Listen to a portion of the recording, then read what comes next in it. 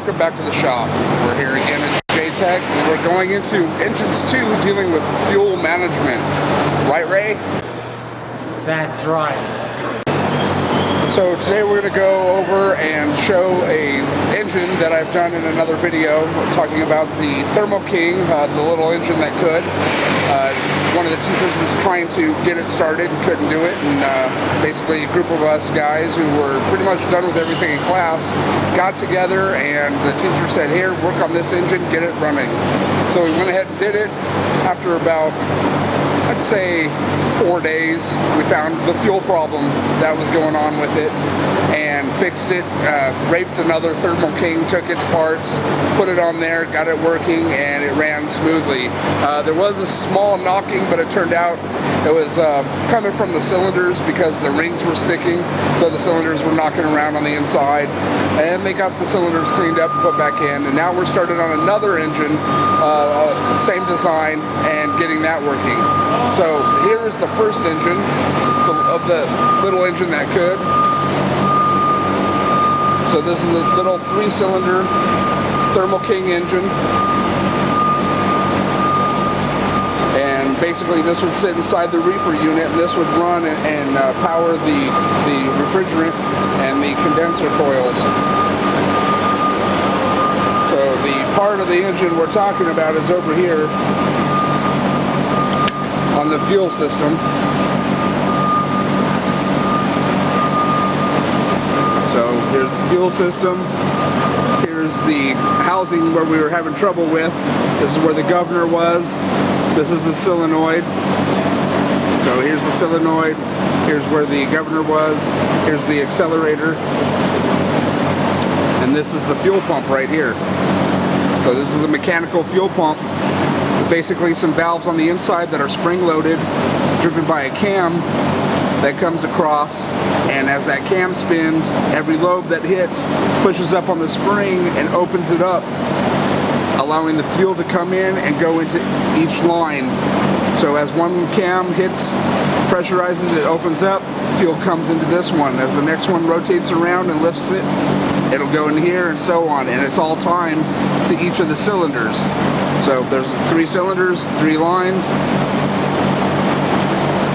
and we'll go ahead, and what we'll do is we're going to pull that apart, and we're going to show you what the inside looks like and how that got messed up. Right, Ray? That's right.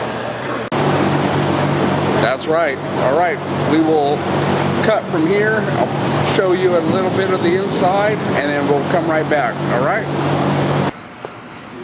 So here inside is where it's chewed up.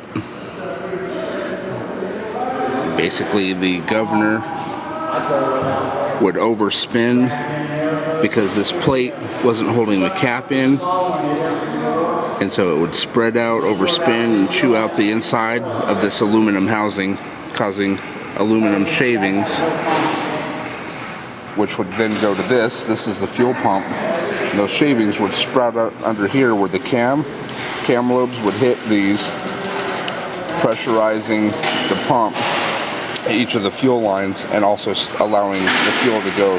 So every time a lobe would spin around, it would hit this, send fuel, hit this, send fuel, and it was all timed. This would be linked to this, so basically it would sit over here just like this and be held together by a little cotter pin, and then you would have your accelerator, and you'd hit that, and that would actually, that's supposed to affect this bar and allow it to rev by giving it either more fuel or less fuel, which would cause the engine to rev.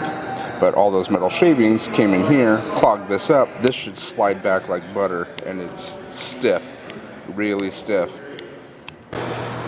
That's right. So this is the fuel pump for that 3-cylinder Thermo King engine.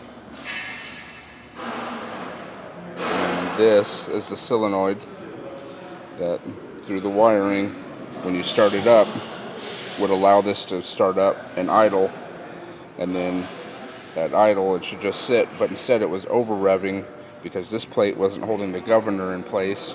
It would start to revolve faster, sending more fuel, and it would automatically lock into full fuel, which would cause a runaway.